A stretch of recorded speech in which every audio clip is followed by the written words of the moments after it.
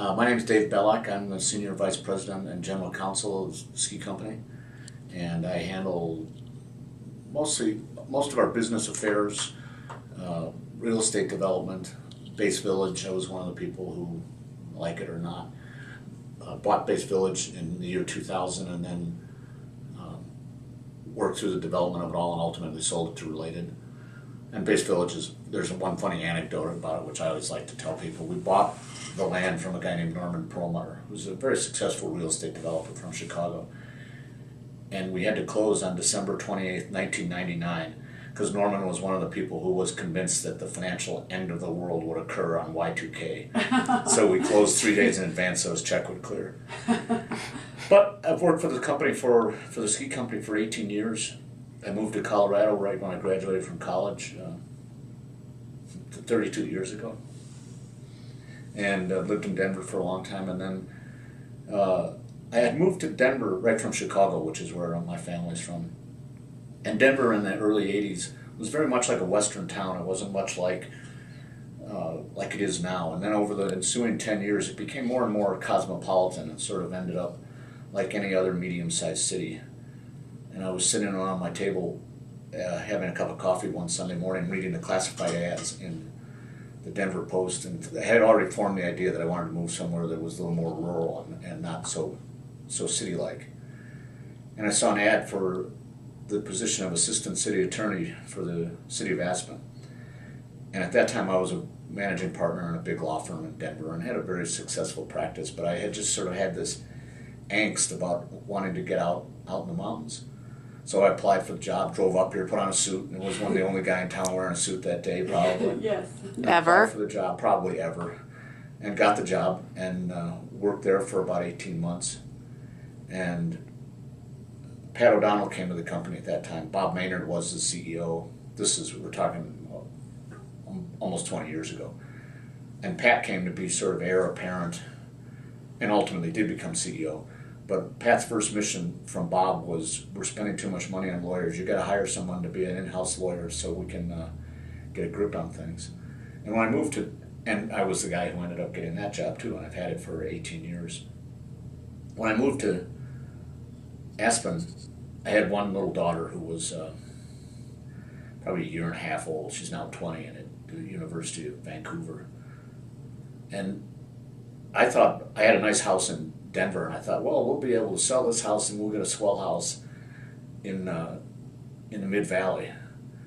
And as it turned out, my swell house, which I sold in Denver, was about 1/4 the cost of a decent house that was comparable in the Mid-Valley. And I built a house there in Basalt, which we've had ever since.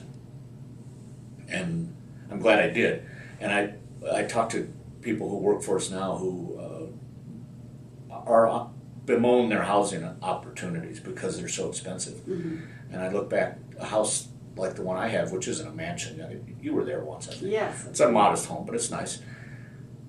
I don't think it's achievable by anybody anymore. It's probably worth 3 times what it cost me to build it 20 years ago. So when a new kid, I'm using a kid generically like my father does, when you get to a certain age, everyone under 30 is a kid.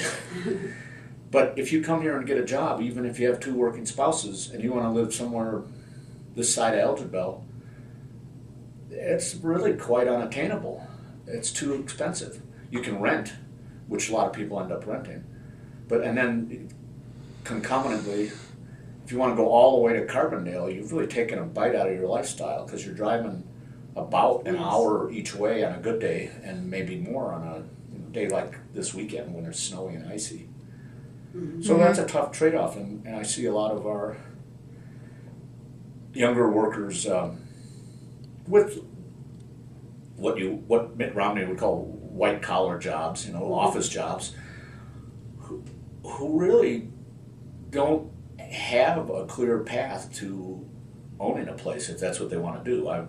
You can argue both sides of that. I've sort of come full circle that I think the American dream of home ownership is more like the American nightmare of home ownership, but that's a personal problem. Mm-hmm.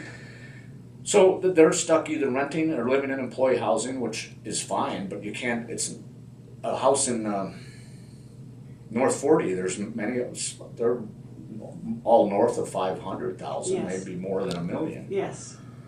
So that's out. If you're a young person or a young couple and you're both making $75,000 a year, you can't buy a $600,000 house. It's not possible. So it leaves a lot of our workers, and I don't want to sound like unsympathetic, but as staying in employee housing, rental employee housing, as really their only alternative, short of like my assistant, who's a wonderful person and a great employee. She lives in a little house in Carbondale, so circle back. She spends 2 hours a day or in the car or on the bus to get here from Carbondale, and that's a tough choice. You wouldn't live that far away from your office I don't think, if you lived in Chicago or L.A. or maybe L.A., but in a major city you'd be closer. So we sort of have a lot of benefits here, but we also have challenges. Housing, and I don't know how far you want me to go on this, but there's not only the challenge of housing, there's the exacerbating challenge of very few good jobs. I have a great job. I love our company. A lot of people in our company have, well, not a lot. We have a lot of great jobs, but in absolute terms, the numbers are very small. And most of the jobs that we have and that exist in town are working in a restaurant or a store, or if you get lucky, maybe some sort of creative company, but those aren't high-paying jobs. And most of them, there's not a clear path towards advancement.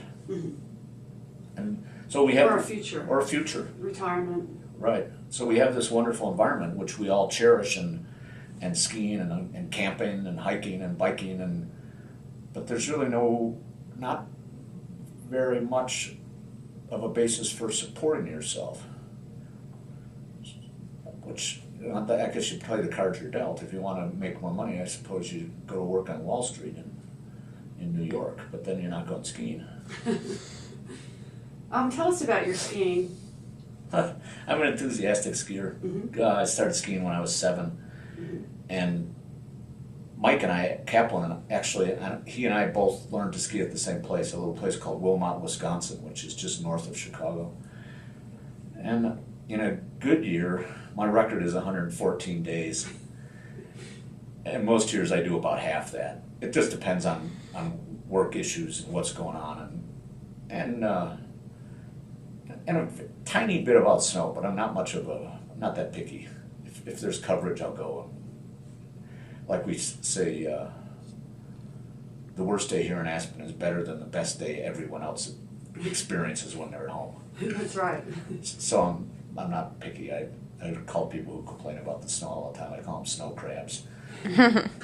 But it's great. I love to ski. I love to ski everything. I ski with friends.